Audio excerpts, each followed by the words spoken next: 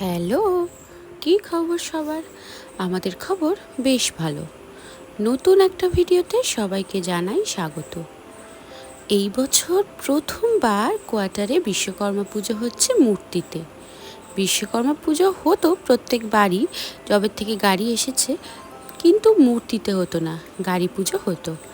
এই বছর মূর্তি পুজো হচ্ছে, তাই উৎসাহটা আগের দিন থেকে কিছু কিছু জিনিসপত্র জোগাড় করে এনে রাখা হয়েছিল। আর এই জায়গাটা সকালবেলা খোলাতে আমি কিছু কিছু জিনিস এখানে নিয়ে আসি, বাবাই মেনলি নিয়ে আসে। আর এই সমস্ত থালাগুলো ব্রত দিদিরা সাজিয়ে সকালবেলা উঠে স্নান টান করে কিছুটা ফল কেটে আলপনা দিয়ে দিয়েছিলাম এই ঠাকুরের সামনে।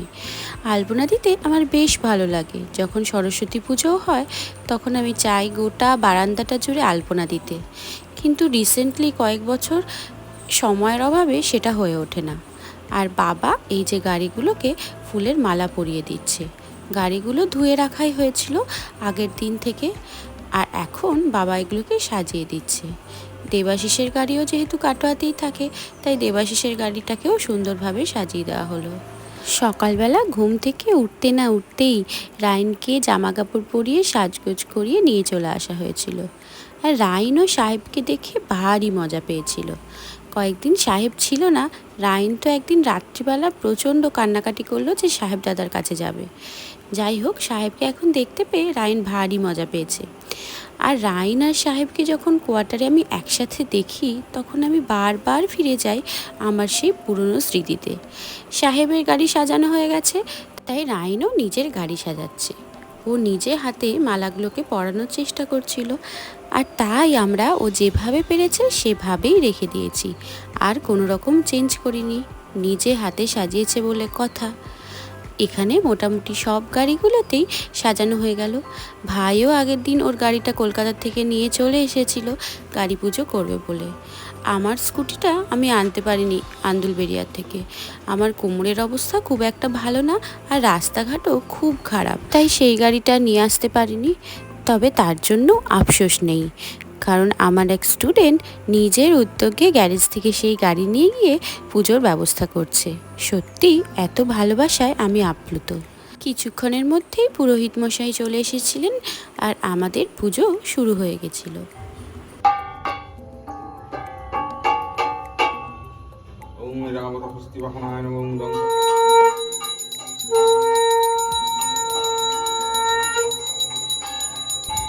এই কাঁসরটা দেখে আমি তো রীতিমতো আতঙ্কিত হয়ে পড়েছিলাম।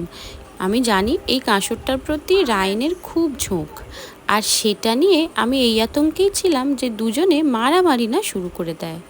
আর ঠিক যেরকম ভেবেছিলাম সেরকম হয়েও ছিল। দুজনেরই এই কাঁসরটা নিয়ে একটু সামান্য ঝুটঝামেলা হয়েছিল। পুজো তখন আস্তে আস্তে এগোচ্ছিল, আর এখানে এই আরতি হচ্ছে।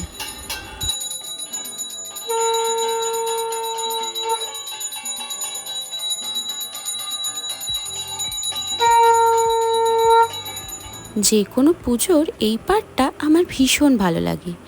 চারিদিকে শাঁখ বাজে, ঘণ্টা, ঝাঁঝ, কাঁসর বাজে, ধুনো ধূপের গন্ধ চারিদিকে ছড়িয়ে পড়ে, খুব খুব ভালো লাগে। আর এই একটু আগুন আমরা নিচ্ছিলাম, আর এখানে এরা বসে বসে এই পুজোটা খুব এনজয় করছিল, আর দুই ভাই মিলে এই কাঁসরটাকে বাজাচ্ছিল। এটা দেখতে সত্যি আমার ভারী ভালো লাগছিল। চারিদিকটা ধোঁয়ায় ভর্তি হয়ে গেছে, সুন্দর গন্ধ, তার মধ্যে এত সুন্দর আওয়াজ হচ্ছে, ব্যাপারটা খুবই ভালো লাগছিল। ওখানে পুজো হওয়ার পর এই গাড়িগুলোতে এবার অল্প অল্প করে একটু পুজো করে দেওয়া হবে। এখানে সাহেবের গাড়ি দুটোই রাখা ছিল, তো এখানে গিরিদা এই পুজোটা করে দিচ্ছে। রায়নার সাহেব ঘুরে ঘুরে দেখছে পুজোটা, যে কিভাবে পুজোটা হচ্ছে। আর এখানে আমাদের গাড়িরও পুজো হলো। গিরিদা এখানে গাড়ির ওপরে স্বস্তিক চিহ্ন এঁকে দিচ্ছে, তারপর ফুল টুল দিয়ে পুজো হলো। আর সামনে চাকার সামনে একটা নারকেলও ফাটানো হয়েছিল। আগের নারকেলটা, মানে যেটা কৌশিকদার গাড়ির সামনে ফাটানো হয়েছিল, সেটা রেকর্ড করতে পারিনি, তাই এটা আমি তাক করেছিলাম যে এটাকে আমি রেকর্ড করবই। আর এখানে একটু নারকেলের জল গাড়িগুলোর চাকায় দিয়ে দেওয়া হচ্ছিল। এরপর আমাদের এই দু চাকা গাড়িগুলোর পুজো হবে। রাইনেরও খুব উৎসাহ ছিল ওর গাড়ির পুজো নিয়ে। বাবার এই গাড়িটা আমাদের প্রচুর প্রচুর সার্ভিস দিয়েছে। বাবা বলে বাবার এটা লক্ষ্মী গাড়ি। আর সত্যিই তাই, ছোটোবেলার থেকে যেখানে যা প্রয়োজনে যেতে হয়েছে কাটোয়ার মধ্যে বা কাটোয়ার কাছাকাছি, এই গাড়িটাই আমাদের সার্ভিস দিয়েছে। এখনও আমি যখন স্কুলে যাই, বাবা তখন এই গাড়িতে করেই আমাকে ঘাট পর্যন্ত এগিয়ে দিয়ে আসে। এরপর রাইনের এই গাড়িটার পুজো হলো, তারপর ভাইয়ের গাড়ির পুজো হচ্ছে। ভাইয়ের গাড়িটার ভাই পিএইচডিতে জয়েন করার পর নিজের টাকায় কিনেছিল। ওর খুব শখ ছিল একটা এনফিল্ড চালাবে, তাই ভাই পিএইচডিতে জয়েন করার পর কিনেছিল। আর এটা চালিয়েই ভাই কলকাতার থেকে চলে এসেছিল। মোটামুটি সব গাড়িতে পুজো হয়ে যাওয়ার পর এখানে হোমের ব্যবস্থা করা হয়েছিল। হোমের জন্য এখানে বালি দিয়ে সাজাচ্ছে পুরোহিত মশাই, আর আমরা সবাই কেউ এদিক ওদিক বসে সেই হোমটাকে দেখছিলাম। হোমের আগুন তো জ্বলে গেল, আর আজকের মতো ভিডিওটা এখানেই শেষ করছি। ভিডিওটা কেমন লাগলো সেটা আমাকে অবশ্যই জানিও। ভালো লাগলে ভিডিওটাকে লাইক করো আর আমার চ্যানেলটাকে সাবস্ক্রাইব করে দিও।